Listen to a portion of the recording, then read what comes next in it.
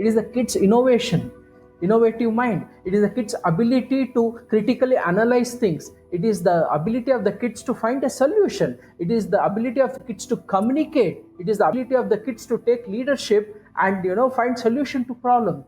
These are the ones which actually matters, and not the IQ of a kid.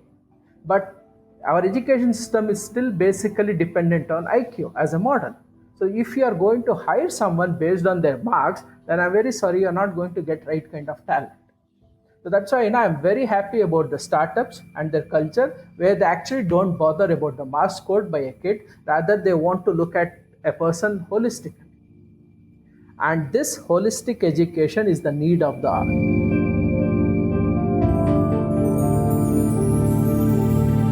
Welcome to episode 9 of the Learn and Unlearn podcast.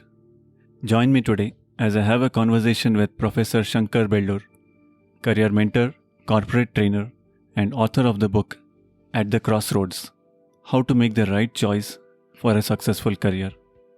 This book became the Amazon #1 bestseller book in the career choices category. This book has also made it to the list of all-time best books under the career choice category by Book Authority, a California-based world's leading portal for recommendations on non-fiction books. Professor Shankar Belur is also a certified global career counselor from the University of California, Los Angeles.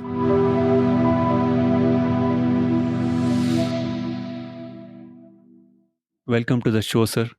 It's an honor to have you here. Thank you, Gautam. You recently launched a YouTube channel, especially to help students in the 10th and 12th standard decide the path ahead. Yeah. Can you please talk about the reason you launched this? Yeah, in fact, the reason is pretty sad news. One day, on my FB page, I saw one of my friend, putting a post, and the post message was something like this, because it was, the corona was at its peak in and around Bangalore, and it seems the person who had put the post had very recently lost one of his nephew. That boy had committed suicide because the kid had failed in the board exams, 12th board exams, and he wanted to be there, for the last rites, but unfortunately because of COVID restriction he was not able to. So he put a post stating that, or asking the local police to cooperate with those family members who want to ensure that they are in the program or the event concerning the last rites. And this made me think, now are we not considering the value of a young kid who is committing suicide just because he or she has failed in certain academic subjects, or is it more worthy of our consideration that they need to be cooperated and helped by the police to ensure that the last rites are done peacefully and with dignity? And when I was thinking about this, a thought suddenly struck me. We claim that we are technologically so evolved and so advanced. In fact, mankind has made a lot of progress in when it comes to technology. But as human beings, are we failing in our basic duties of connecting with our fellow humans? If a kid, even in this age, considers that he or she has to end their life just because they failed in an academic examination, then what sort of society are we trying to build? So I decided that I need to talk to such students and talk to parents of such students whose kids are probably failing the exams or not performing in the academic exams according to the standards set by the society. I wanted to tell them life is anytime bigger than academics. There is absolutely no reason or cause to lose hope just because of not clearing an exam.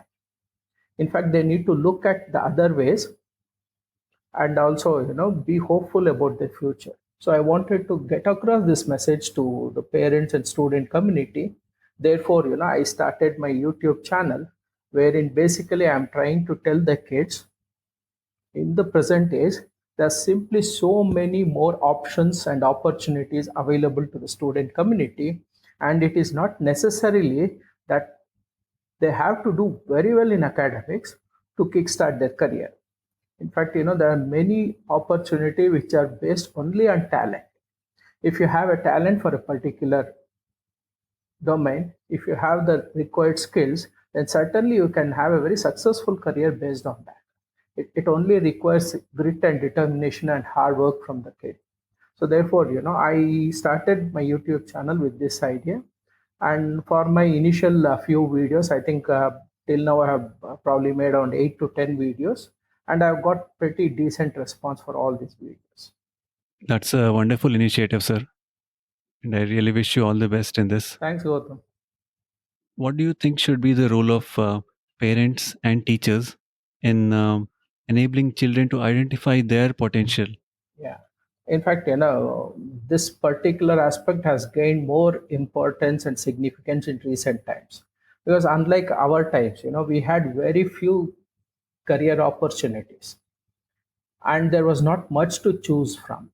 But for the present generation, the millennials, the centennials, or the Generation Z, whatever we call them, because of the world economy opening up big time, because of more and more nations doing well economically, the job markets have undergone quite a lot of changes. In fact, there has been a paradigm shift in the job markets in terms of opportunity, in terms of skill set, in terms of personality required to suit the present day jobs.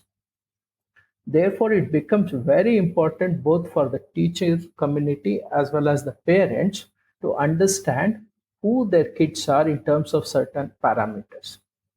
Unfortunately, it so happens that in the formal education system, either because of paucity of time or because the teachers don't have enough expertise or patience, they don't spend enough time with the kid. Therefore, the role of parents becomes all the more important here. First thing is the kids in the initial stage should be encouraged to explore a lot of things. This need not start something as a professional engagement. It can just be as a hobby. If a kid is interested in arts or music or pottery, painting or sports, dance, yoga, whatever could be the domain, the kid just need to be encouraged to explore all of this. And over a period of time, by observing the kid's intensity and involvement in a particular activity, as parents and teachers, they'll be able to make out what is that the kid is really enjoying doing it. I always, when I interact with the kids, I generally ask them, have you identified your passion? And most of the kids say no, though few kids, claim something as their passion. And generally from the kids, I get this question, how to identify one's passion. I don't want to give them any technical definition or, create any confusion in them. So I have just simplified this process and tell them, you basically have to answer three questions. What is that one activity which you are prepared to do even if you don't get any recognition? What is that one activity which you are prepared to do even if you are not rewarded? What is that one activity which you are prepared to do just for the sake of being happy? That activity in which you are involved should give you happiness. You should not bother whether that activity is giving you recognition, whether it is giving you rewards. And if you enjoy doing it, then more or less you have found out your core passion. And the next stage of this is, as you grow up, if your passion more or less remains the same core which you have identified during your growing up years, then the challenge is now you need to identify a paying career which is in alignment with this core passion. So the whole idea is, if a kid can identify its passion, and as he or she grows up, if this can be converted into a paying profession, and they're settled for life. I'm not saying the profession will be the same, especially for this generation, since their span of attention is so less, since they are so demanding, and since a lot more things keep coming in the job market in terms of job profile, in terms of better opportunities. It keeps changing, but to start with, they need to start in a domain which they really enjoy working on. Therefore, I always feel that parents have a much major role here compared to teachers, because teachers are basically oriented towards academics, completion of syllabus, preparing the kids for exams. Whereas when the kids spend their time at home, the onus is on the parents to see how they can encourage the kids, allow them to explore and experience, and over a period of time, they should be able to help the kid identify its core passion. Unless you encourage the kids to explore and experience, I don't think any technology is going to later help to identify the passion of the kid or its strengths. So the parents also should keep documenting as and when the kid goes through various stages of growth, that at what stage what the kid was interested in, say in their primary schools and then in higher primary, and once they move on to college, can they see any logical link between these passions or their areas of interest? If not, what basically settles down as a passion once you're a teenager or you're a young adult, and we need to find a career options or an opportunity in alignment with that, because that passion is going to stay with the adult for a pretty long period of time. Exactly. As you rightly mentioned, the first step is to identify what a person likes Yeah, and then see if it can fetch you money. exactly. Because we need to find a balance between our passion and money, commercial success. Because we end of the day, we all know that, right? It's if you are just doing, if you are doing good at something, if you are successful in something, or if you have excellence in a particular domain, and if your outcome, your productivity, your contribution, if it is not converting into commercial success, then probably over a period of time as an individual, we are very likely to lose interest. So therefore we have to see that our passion will also pay as a profession. So because career success is very important for an individual, because it's going to impact every other phases or the other aspects of an individual's life. It could be work life balance, or it could be the quality of relationship you are going to have with your family, and for all of the, or it could be your aspirations, financial goals, or other aspirations. For you to take care of all your other aspirations and goals, you have to be pretty successful in your career, because only when you're successful, you'll also be able to earn more.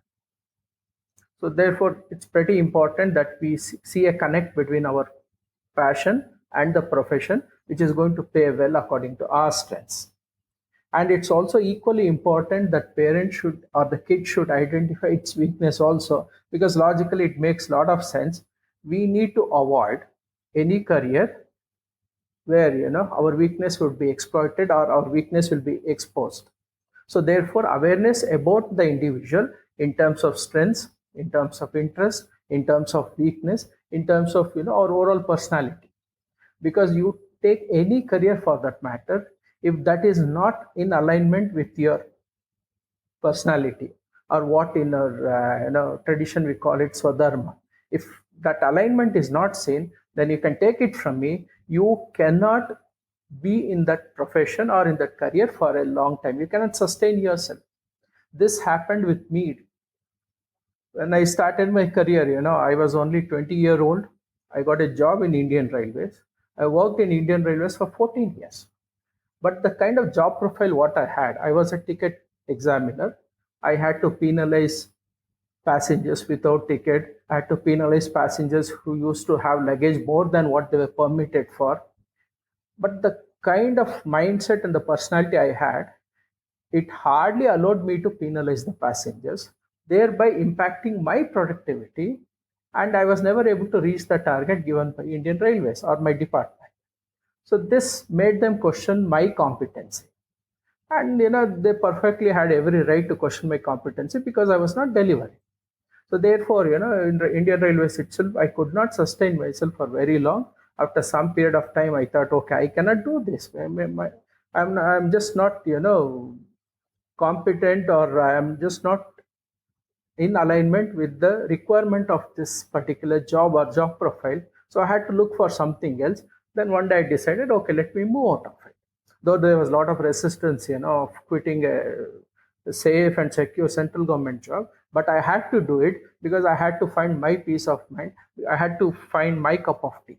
So it was very imperative for me to quit railways, look for other options, and settle down in my area of interest or in my area of passion or strength.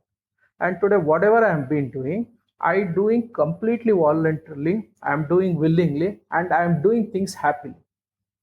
Commercially, I never consider, what was the consequence of my career change. But as an individual, I am so happy with whatever I am doing. I think that is enough for me. So therefore, it's very important that the parents and the kid understand the personality of the kid, the strengths of the kid, the interests of the kid, the weakness of the kid, and what possibly could form the core passion of the kid, so that they can later find a career in alignment with all these parameters. Very true.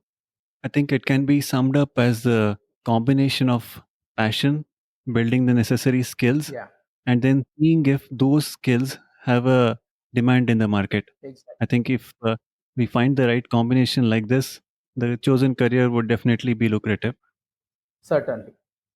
Because we all know that in today's change the job market, unless an individual possesses the right kind of skill set and the attitude, or which should be measured as emotional intelligence of an individual. Because a couple of years back, when Ginny Rometty was about to move out of office as IBM global CEO, she had made a statement with regard to the change in the hiring policy of IBM. She made it very clear, going forward, we as a company would not make formal education as mandatory for our hiring. Instead of formal education, we would be basically looking at two important parameters. And according to her, it was one was the skill set, other was the emotional intelligence. She felt that if any potential candidate who is going to come to IBM, if he or she can make themselves comfortable with the work culture, with the expectation of the management in the organization, and if he or she possesses the right kind of skills, then for them formal degree is no more mandatory. If they have it, fair enough, well and good. If they don't have it, that is not going to impact even in terms of the valuation of the candidate. And what probably has started in IBM has certainly been picked up by other leading technological companies like Apple, Microsoft, Google. And we know that what starts in US will certainly catch up throughout the globe. And I think going forward, the parents have to be aware of this. Formal education is certainly required, but when it comes to hiring, especially for the niche kind of jobs, more than the formal education, it is the skill set and the emotional intelligence of the candidate which is going to seal the deal for them. And emotional intelligence cannot be taught to a kid because it is part of your personality, it's part of your attitude.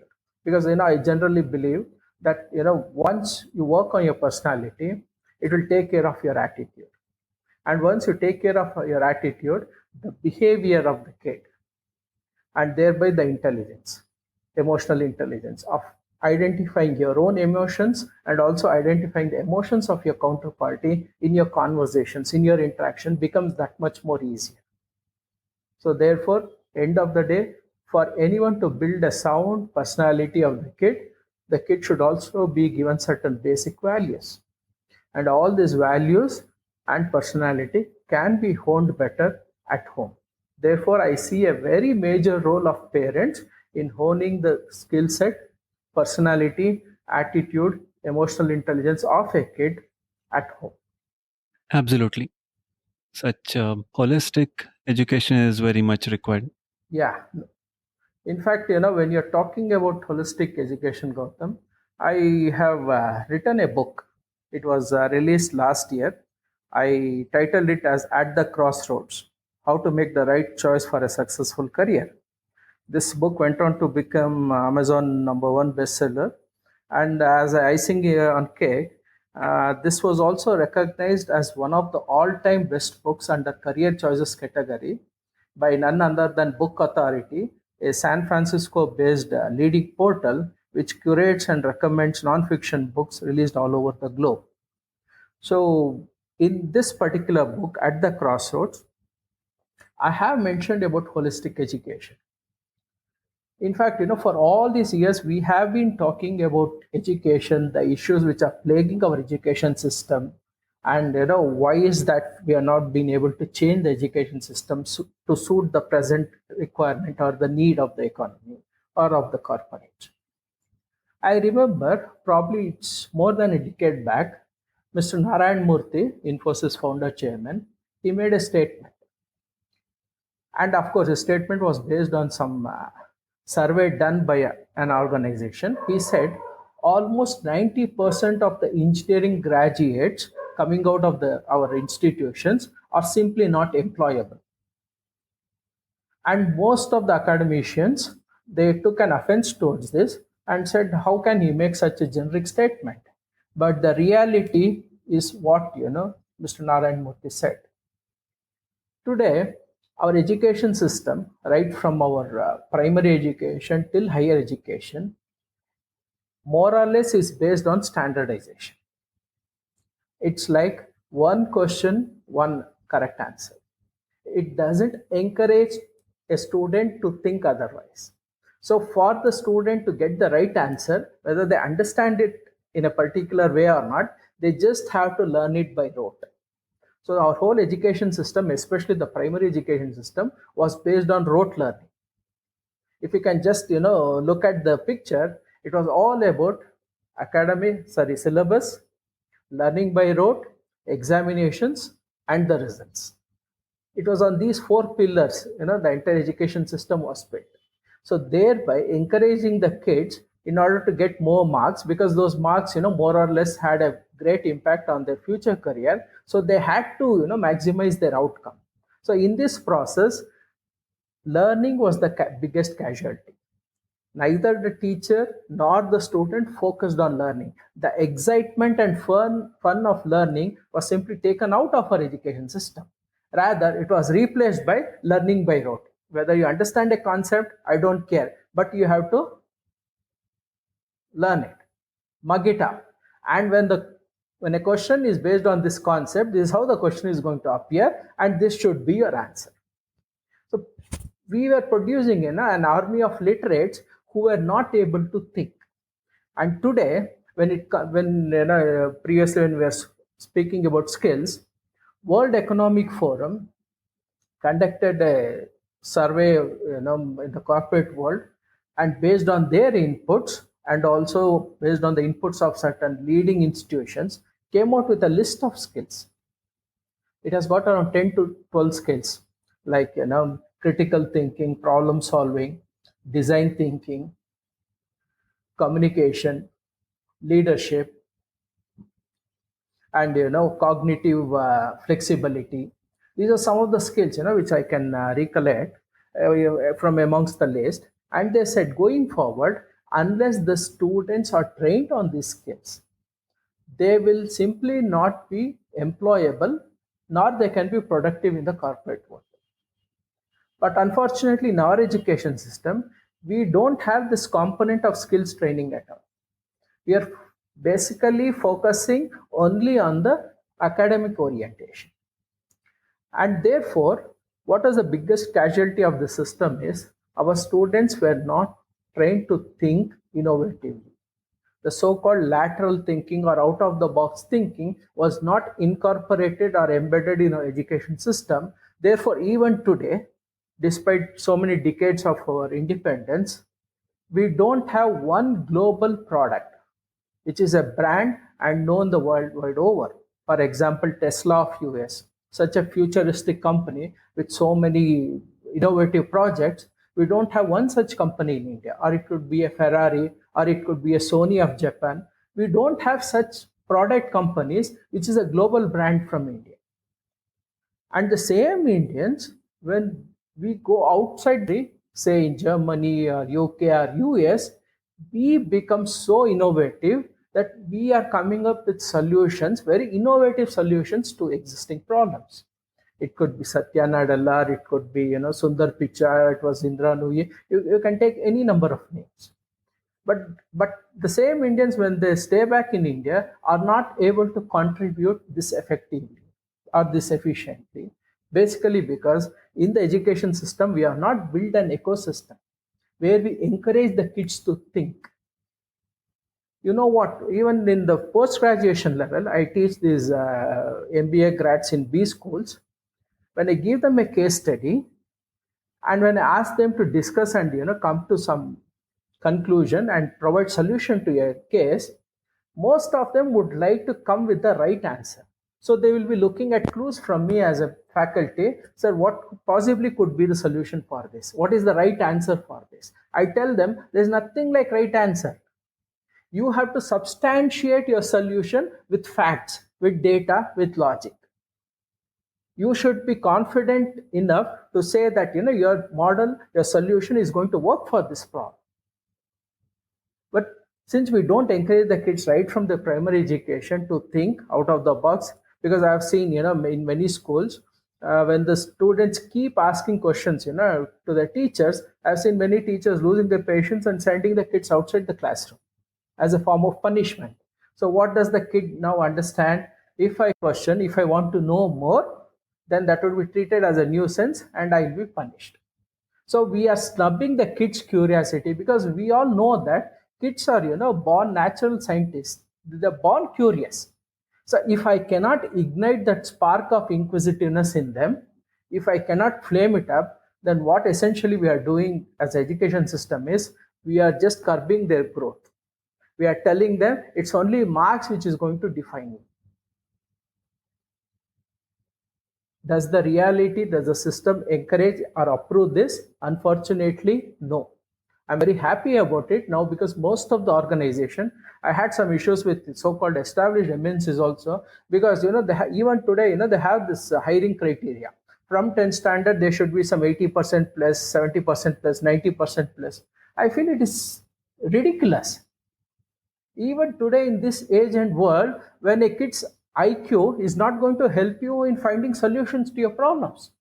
It is the kid's innovative mind. It is the kid's ability to critically analyze things. It is the ability of the kids to find a solution. It is the ability of the kids to communicate. It is the ability of the kids to take leadership and find solution to problems. These are the ones which actually matters, and not the IQ of a kid. But our education system is still basically dependent on IQ as a model. So if you are going to hire someone based on their marks, then I'm very sorry, you're not going to get right kind of talent. So that's why I'm very happy about the startups and their culture, where they actually don't bother about the marks scored by a kid. Rather, they want to look at a person holistically. And this holistic education is the need of the hour. In fact, in my book, I've spoken about a traditional Gurukula system, which was a wonderful model for holistic education. In our ancient tradition of Gurukula, unless the Guru taught that a kid is completely equipped and enabled and can take up the challenges of the outside world, his education would never be complete. And Guru would never give the kid permission to go out of the Gurukula. In fact, if you look at the way the education was imparted in Gurukulas, I can give you a small example of Mahabharata, where if you take the case of Pandavas, there were 5 brothers. Each of the Pandava was trained on a specific skill. And how did Guru Dronacharya decide who should learn what? Because they used to spend time with the kid, understand them, observe them, encourage them to explore, and then the Guru used to decide, you should take up this particular skill because I think you're good at it. This is how each one of the brothers was a specialist in a particular skill. Are we doing that? No, because our education system now, though we might blame Macaulay, but Britishers left us in 1947. Until now, what is that we have done with our education system? We are very religiously just following the same old thumb rule. We have not brought in any change. And luckily and fortunately for this and next generation, the present incumbent government came up with a policy, National Education Policy 2020, and this is supposed to be implemented from on or before the academic year of 22, that is next year. So they still have one more year.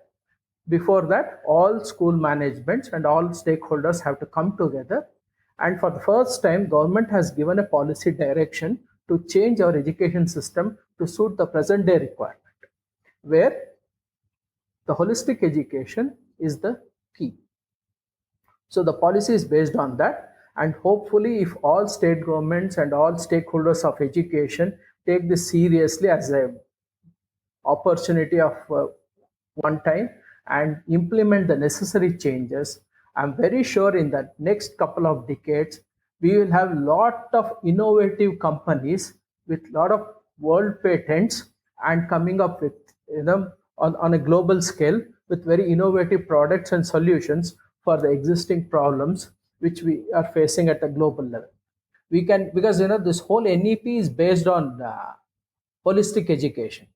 So therefore, the weightage which was given to term and exams and the marks is certainly going to come down, and the fear of exam or the fear of failing in the exams will certainly come down by a very large extent in the mind of students, and they can focus more on learning.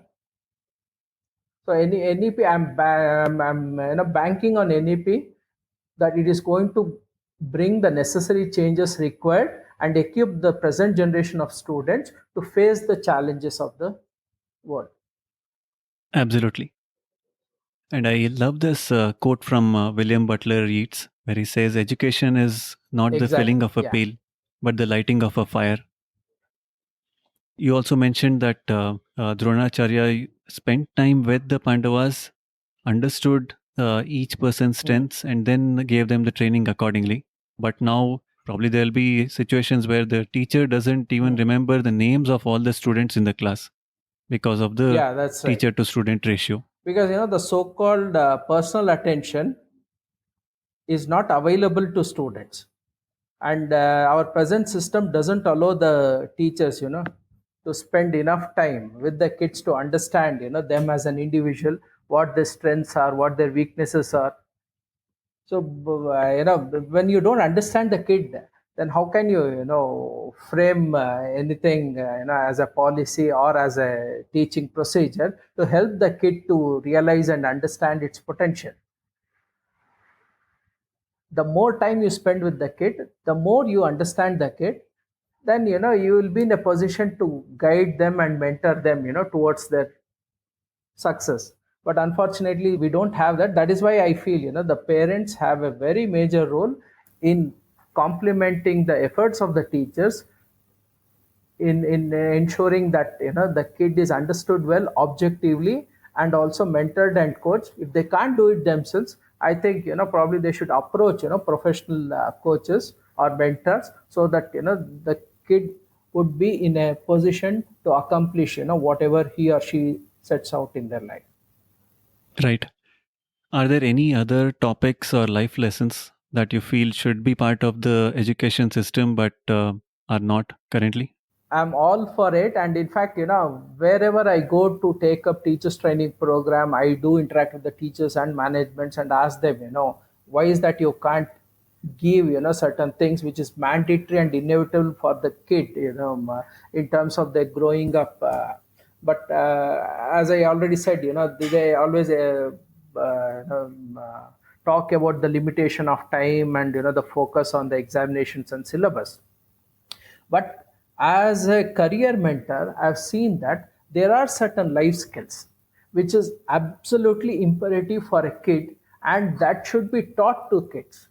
And then those skills, should be embedded in the kids, so that when they grow up, they'll be able to leverage on that and be successful. I'll just name a few. First thing for me is today's generation, and hint of a challenge or a problem, they tend to give it up. I mean, resilience is more or less missing from them.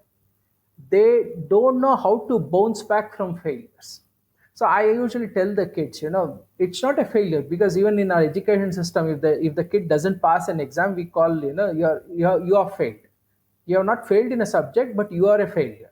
This is the kind of messaging which goes, and this is what prompts many students either to move away from academics or to take some drastic measures. So what I tell this present generation kids and also the parents and teachers is, ensure that your kids have resilience in them, because life is always uncertain. Life will never be a bed of roses. It is going to throw a lot of challenges at kids, and some challenges the kids would be up to it, some they might not be able to confront and overcome it, but no issues. We can learn from our setbacks, we can learn from our failures, and we have the ability to bounce back and get going, because I feel life is all about moving on. Chalti ka naam gadi, we need to keep moving because we all come with some finite timeline. So within this time period, I need to explore, I need to experience, I need to learn, and then move on. Because unless I learn as an individual, I will not be able to grow. Therefore, for me, it's very important that every kid should be taught resilience, how to handle failures. We have to tell the, in fact, in my book, some parents took offense to that. I tell in my book, please celebrate failures of your kids. Make it look as if it's a very normal event. You celebrate birthdays, you celebrate certain percentages of your kid, you celebrate success of your kid. Similarly, even failure is something like success. The other phase of success is failure. If you cannot perform according to your expectation, you consider yourself failure, but tell the kid it is okay, that is not the end of the world. So the kid should be said failure is part of your learning curve. If you fail, heavens are not going to fall apart. It is not the end of the world. Maybe you have some better options to look at. Maybe you're knocking at the wrong door. So we have to ensure that resilience is part of the education system or the skill set which we have to give the kids. And next is grit and determination. I again call them as two sides of the same coin, because look at any of the success stories we have in our society, you will find that it was grit and determination which were the fuels which ensure that the person reached their target or accomplished their goals. So we have to tell, unless you have these two, you are going to find the road pretty bumpy and hard. You will not be able to accomplish your goal. Similarly, perseverance. I see a lot of kids, they take up something because they find it tough or they lose interest in it, they just drop it midway and will jump onto something else. And we need to tell them, unless you have perseverance in you, unless we teach perseverance to them, perseverance and patience, they will not be able to accomplish the goal what they set for themselves. Goal setting is again a very important, because any goal should be motivating enough, it should be energizing enough for a kid. So we have to encourage the kid to set goals for themselves. We should not do it on their behalf. We have to encourage them to set their own goals, so that they are committed to accomplishing it, because they have better accountability if it is their own goals. So goal setting, perseverance, resilience, grit and determination, and finally for me what is very important is habit formation. Habit formation, because most of the schools generally give a wrong message for what they consider is discipline. For me, discipline is not about whether your clothes are ironed, whether your shoes are polished in a particular way, whether your belt is in place. All that is fine. I absolutely don't have any issues. But unfortunately, only these optics have been confused to be discipline. But we have to tell the kid discipline is something which is going to enhance your productivity as an individual. And for you to be disciplined enough, you should have the right kind of habits, and you should be very efficient in time management. If you're not good at time management, if you don't have the right kind of habits, then you can't be disciplined. So these are some of the life skills which is very, very important, which we have to embed during the kids' growing years. Here, there shouldn't be any dispute who should teach these skills to kids. If schools can do it, though they're not doing it at this point in time, maybe going forward with NEP coming in, because NEP also includes skills training to kids. If the schools does it wonderfully well, if they can't do it, parents need to monitor the scenario, and they have to ensure that all these skills are taught to their kids. Absolutely. These are much needed topics. I was reading an article recently where it said that 1 in 3 kids in America has an anxiety disorder. Kids these days are facing a lot of pressure from various sources. It could be peer pressure or from other See, sources. most of the parents, when they bring their kids, right, for career counseling to me, I say most of them, they have certain aspirations on behalf of their kids, and they would have indirectly or directly communicated that to the kids that I want you to be this so that I can consider you to be successful. So the moment this message goes to the kid, and if the kid is not comfortable with that aspiration or goal, then it comes under stress. Similarly, the peer pressure, because today we have access to internet, information is available so conveniently. People only, I mean, the society talks only about successful people, and they talk about the benefits once you become successful. Unfortunately, including the media and the social media, I want them to highlight the struggles what a successful person has gone through. What is the kind of effort and hard work they have put in? What is the kind of grit and determination? What are the challenges they have faced? How they have overcome? I feel these are the things which need to be highlighted by the media and social media as well, so that the kids know, okay, reaching there and the benefits thereof is glamorous, which is projected everywhere, but for me to reach there, this is the kind of efforts, this is the kind of determination and grit I need to display. So this is what has to be taught to kids, so that they know that in life there is no free meal. Nothing comes on a platter. Nothing comes easy to them. They need to work towards it and accomplish things.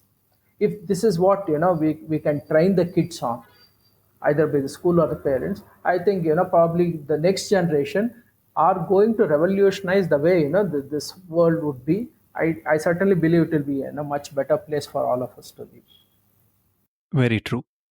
What we see is just the tip of the iceberg, as you mentioned.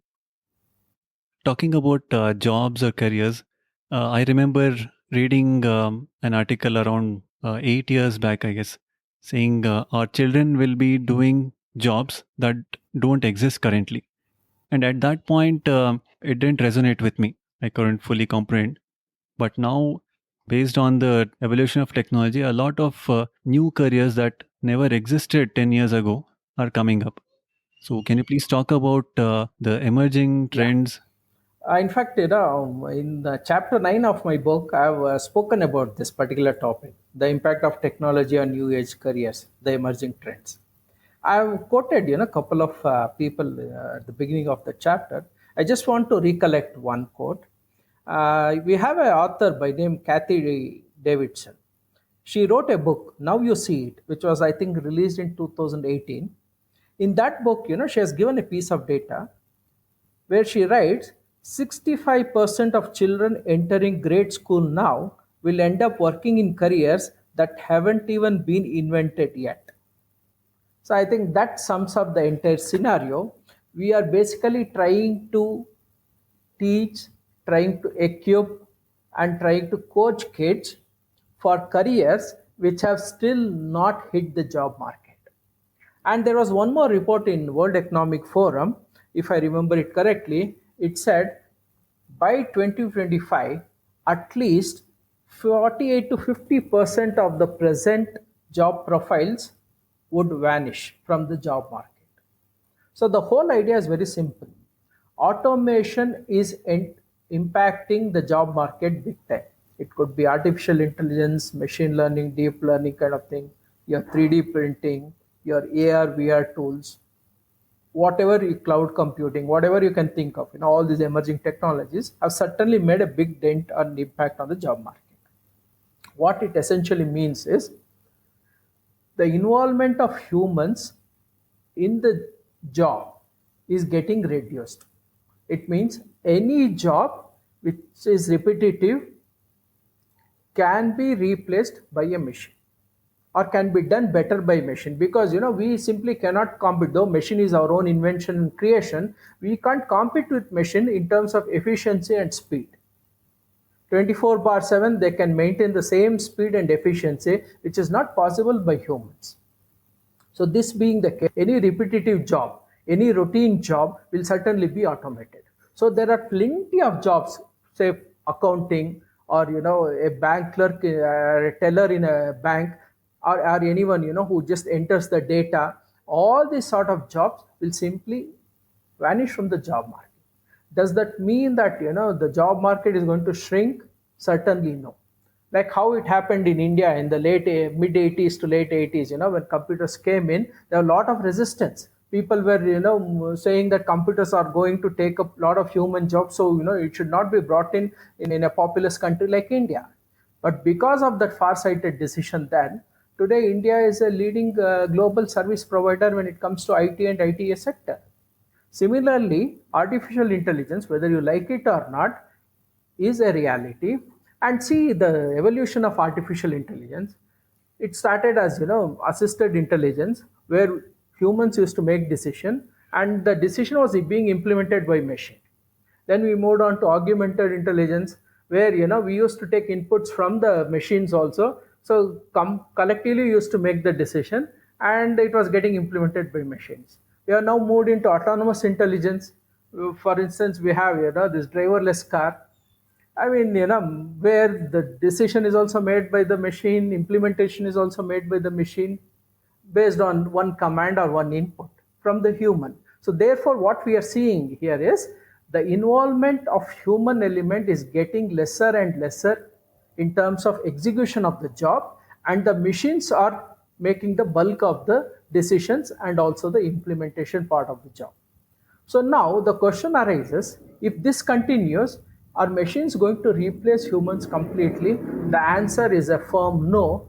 But only thing is, the nature of human job or the nature of human job profile is going to change. It means you will not be involved in making any routine repetitive kind of tasks. Rather, you need to acquire certain special skills. It would be like jack of all and master of one. Going forward, you have to be a specialist in one particular skill. At the same time, you also need to be generalist in a lot of other skills.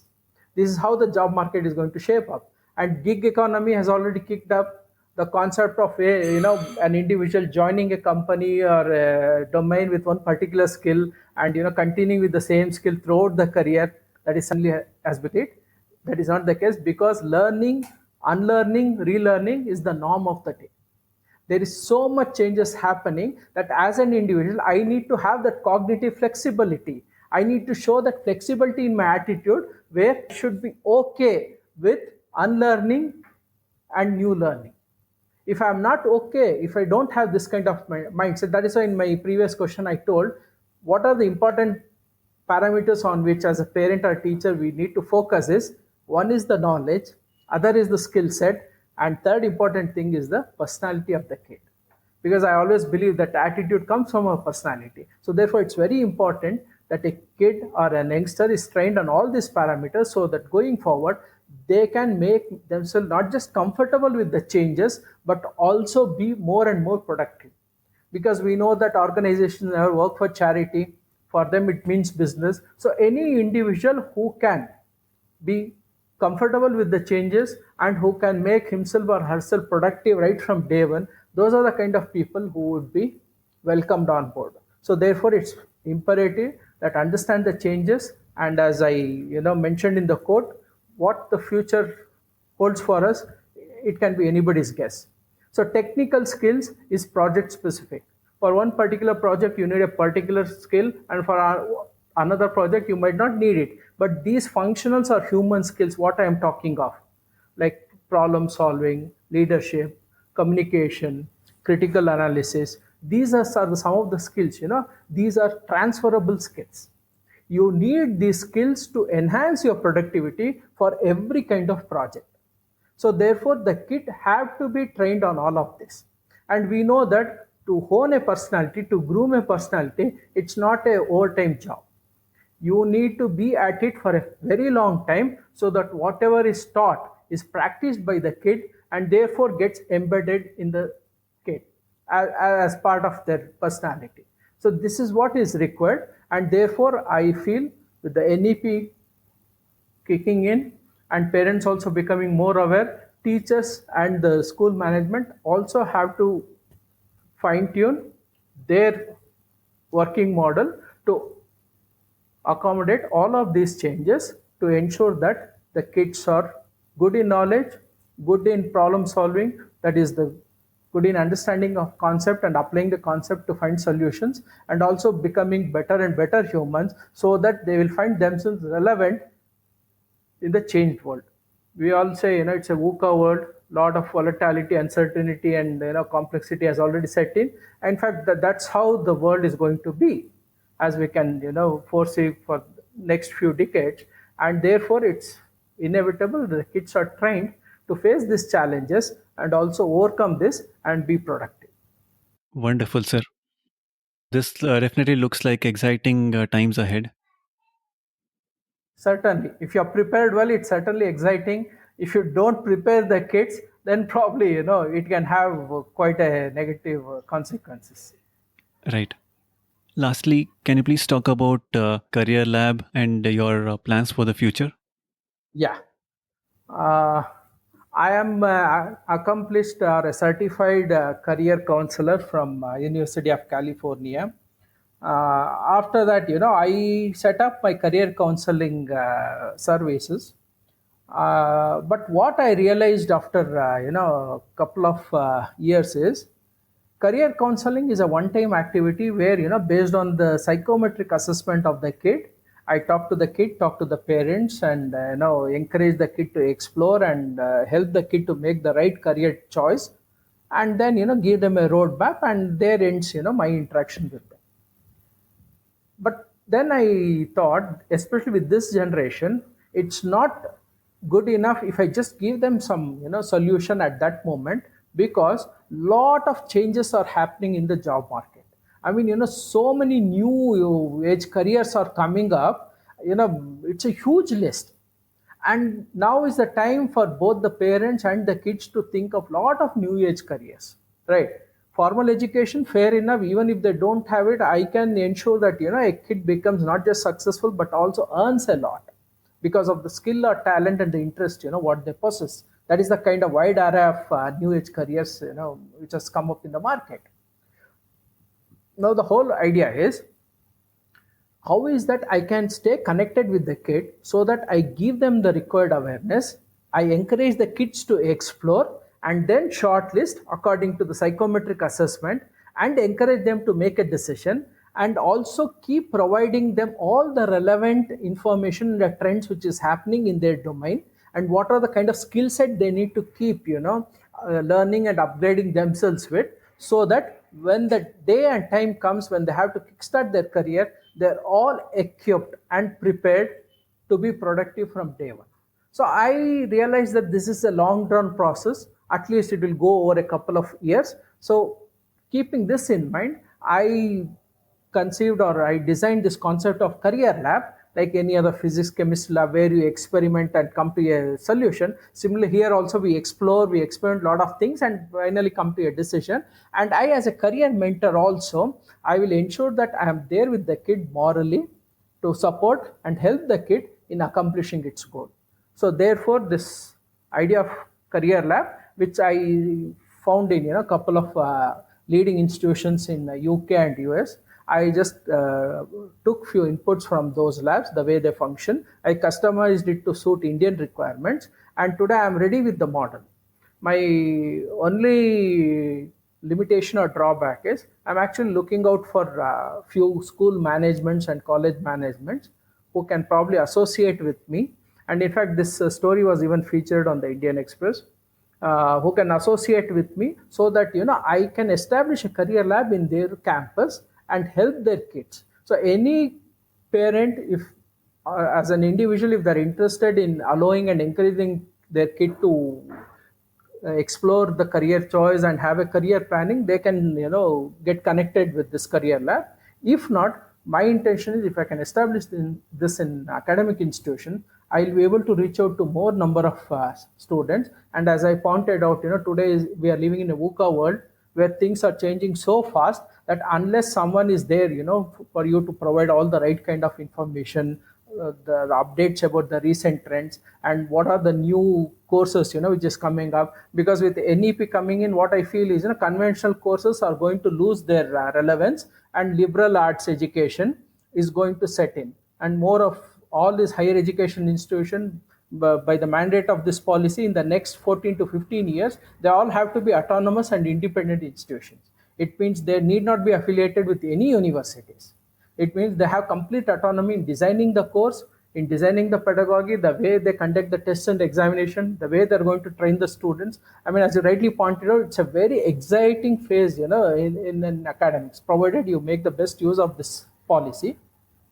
And therefore, I thought Career Lab is going to, fit into this change scenario and help the students and the parents in ensuring the kids' career success. Therefore, I have established this Career Lab. That's great. This should definitely help a lot of students. Yeah, I hope so. Yes, so this would be a simulation of what would happen if a student takes up that career, right? Exactly. Because, I'm actually talking with an investor where, I want to bring in this virtual reality, into this Career Lab setup, where the kid should be able to virtually experience a typical day of, a particular career. Mm-hmm. So that the kid understands the pros and cons, the challenges, which a particular professional has to face. Because I don't want kids to decide their career based only on the present job trends or the packages, offered by the corporates, because that can change any moment.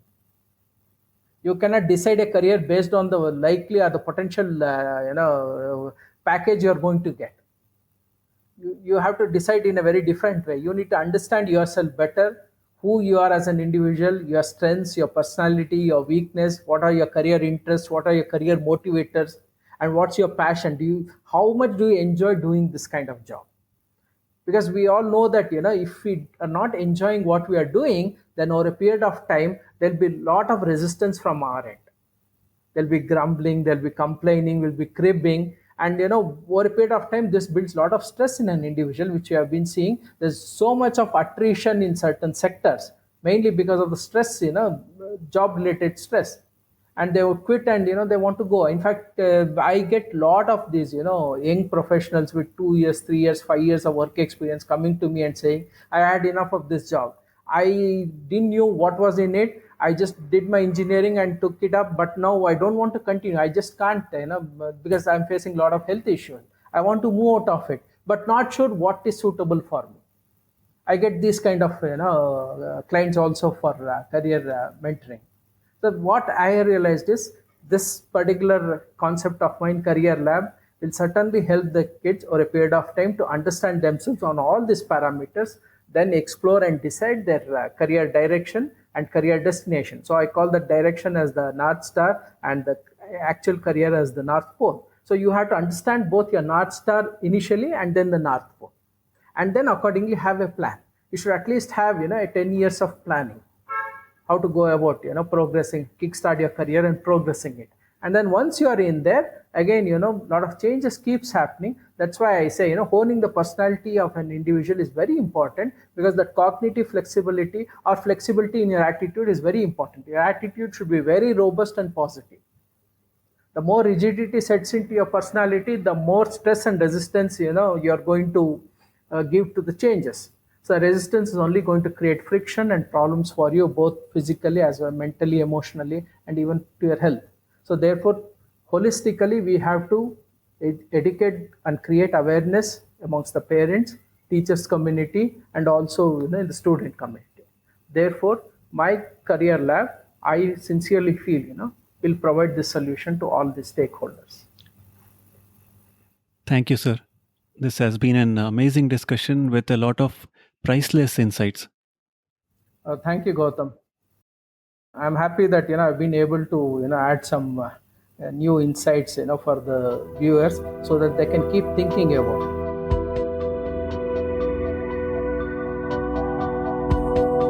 Thank you for listening, and I'm sure you found this conversation very useful.